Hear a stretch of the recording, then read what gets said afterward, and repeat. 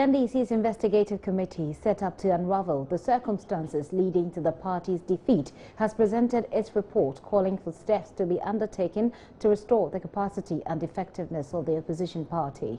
The committee, led by Professor Kwesi Botwe, with 12 others as members, toured the entire country, engaging party members on what, in their opinion, accounted for the party's defeat and how to restructure the party.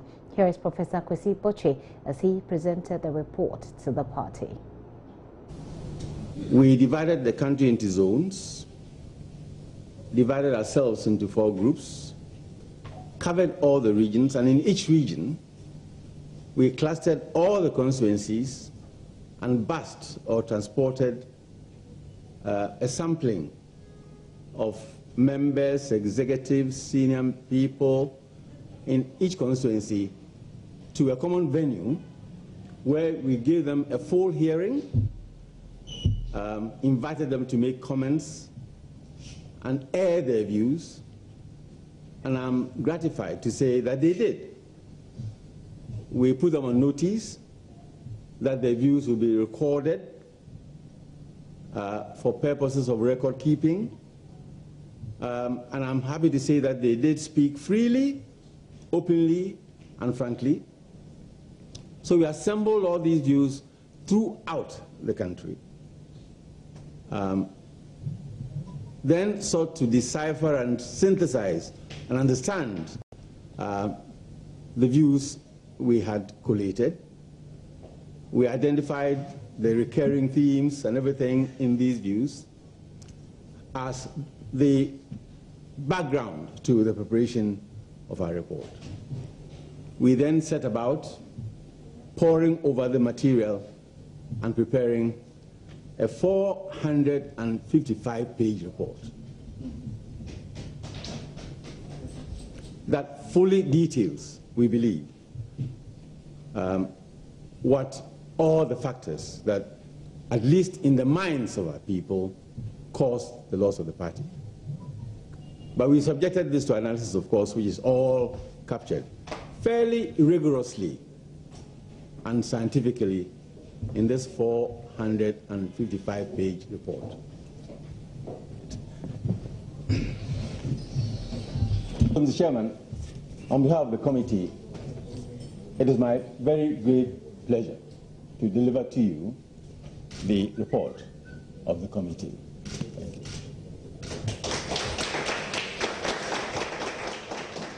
455 pages it is. So what did they discover? What are the recommendations? Here's Professor Kwesi Botwe again.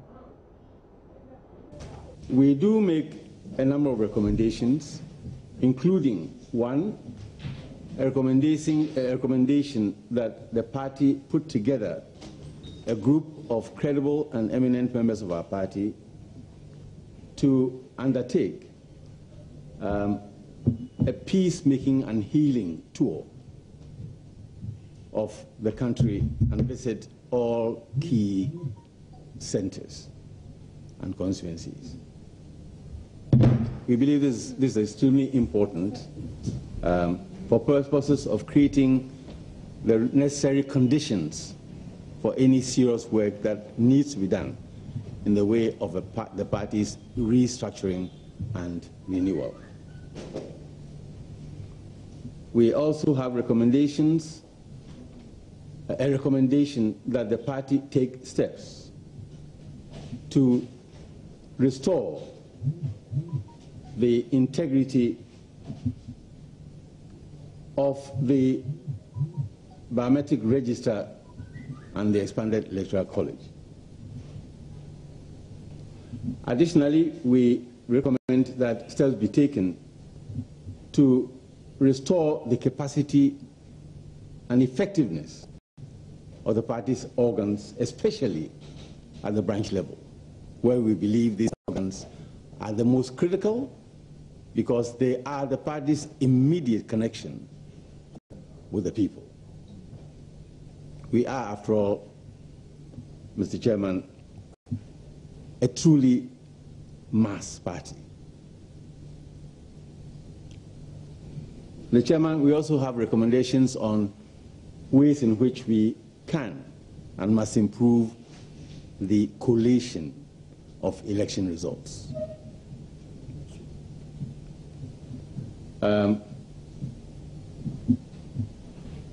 We also believe that steps ought to be taken by the party to reconnect itself properly to our social democratic roots and the principal actors in these social democratic roots, the social forces that populate our social democratic base. We believe and also do recommend that steps ought to be taken to strengthen research and intelligence in the party. This should involve crowding in a larger body of the party's intellectual capacity.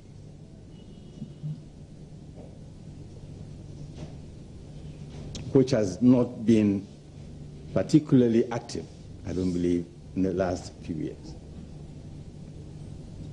This will help to support the party's own research capacity. Finally, we have recommendations that hopefully should guide the party in scaling up and reinvigorating its work in the area of youth mobilization, and finally, the organization of women. We note that significant changes have taken place in the country's demographic profile, and that the party ought to take note of it with all the implications of these changes in our demography, as well as trends in urbanization. Thank you, ladies and gentlemen. That's all I can do to give you a peep into our recommendations. Thank you. Professor Kwesi Boche there with that. Those recommendations, obviously it is just a peek. For a 455-page, it definitely is a peek, but of course it requires a lot of action. So what are the steps being taken by the party? Johnson Asiedu Nketia is the party's general secretary. Here is what he says about what the party intends to do with the report. I want to thank you very much for the yeoman's job you've done. I can understand that you began this work in a very difficult situation. There were those who thought you had been given a mandate to reorganize the party. There were others who felt that some of you had an eye on certain executive positions, so you are being given an unfair advantage in campaigning among the masses in advance. These were very weighty accusations which could have dampened your spirit. I'm very happy that you remained focused, and today you've been able to give us this bulky report containing recommendations. Let me also remark that the report, I'm told, is about 455 pages, which is significantly different from the so-called 67-page report that was circulating in the media. We want to thank you very much, and we hope that anytime you are called upon, you would avail us with your very good services. For the rest of the public, the committee was put together by the National Executive Committee. We've received the report on behalf of NEC. We are going to proceed to analyze it right from tomorrow. So we'd like to call upon the committee to maybe give us a subcommittee of 1 or 2 members who will be leading the discussions at the Functional Executive Committee level tomorrow. Then after tomorrow's FEC meeting, there will be a National Executive Committee meeting on Wednesday, at which the report will be tabled for review, and then we look at the recommendations and begin work immediately, because our party's calendar to get all the elections, internal elections, through by the end of next year. And it begins with branch elections, progressing to constituency elections, regional elections, before we come to do our parliamentary and presidential primaries. And all this must be completed by December 2018. So we don't have time to spend at all. Johnson Asedu Ketia is the party's general secretary there. It's time now for JoyNews agenda. Well, flooding in Accra has become a perennial phenomenon. With the rain setting in again, a lot of Ghanaians are grappling with how to face the floods while salvaging their properties at the same time. Although Accra receives the least amount of rainfall annually, studies have revealed that the region's vulnerability to flooding stemmed from hydrological factors concerned with the flow of water, human activities and extreme weather events associated with climate change. JoyNews' Favor Nunu has been looking at the impact of floods on Accra's roads and has come through with this report.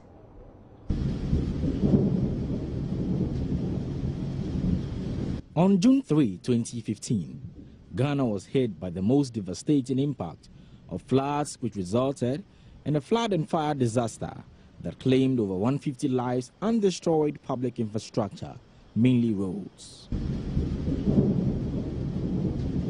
Following from this, then President Mahama set aside 50 million Ghana cedi, out of which 30 million was to be used for road maintenance. So how much of this was used?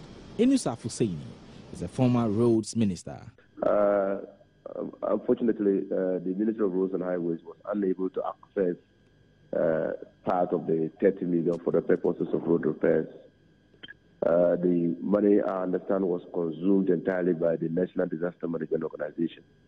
You know, the floods came with the fire disaster at the circle, Guel circle, and so most of the money, I understand, was used to accommodate the victims of the fire disaster. How did the ministry surmount this challenge? What we did, when we realized that we could not access the 30 million, we appealed to the World Bank Country Director, and then he made available to us about $6 million. This $6 million was used to do repair works on wash-out bridges and culverts, wash-out roads, damaged roads within Accra and Tema metropolitan area. So what were some of the roads that got damaged and required fixing after June 3? Abbas Mohammed Awodu is the Director of Urban Roads. After the June 3 disaster, significantly we had some damages on our roads, especially in the areas along the Odo Channel. We're looking at Adabraka area, the official street that is coming from Tony Kuma, Railway Road, Castle Road. You could see gaping manholes on those roads. Sections of the ring road itself, from Awudome, Summit towards Obechebinamti, towards Abisoka area, had challenges. To East Legon, in front of Galaxy International, just after OI, we go into Ashaman, we had major challenges. The Zeni Road, which links Ashama into Zeni, Apollonia, etc. The cover there was completely washed off. Mr. Awolu decries the dumping of waste and metals into drains, resulting in a spillover of flowing water onto the streets, which seeps down into the roads, eventually destroying them. The drains are meant to carry stormwater and not solid waste. You have some of the storm drains that people throw, unfortunately, mattresses into them, and so on and so forth. Mattress? Yes. If you go onto the Nima drain, you find spare parts being thrown into the metals. Yes. Fridges are being thrown into our management. As a country, we throw in all these waste materials into the drains, and we need to do a lot more of the education so that these drains are meant to carry stormwater and nothing else. Department of Urban Roads say a target of repairing damaged roads in excess of 200 kilometers across the country is currently on course. Favor Nunu with JoyNews Agenda. Well, this is where we take a break for sports on the Pulse. You're still watching the Pulse. Please stay.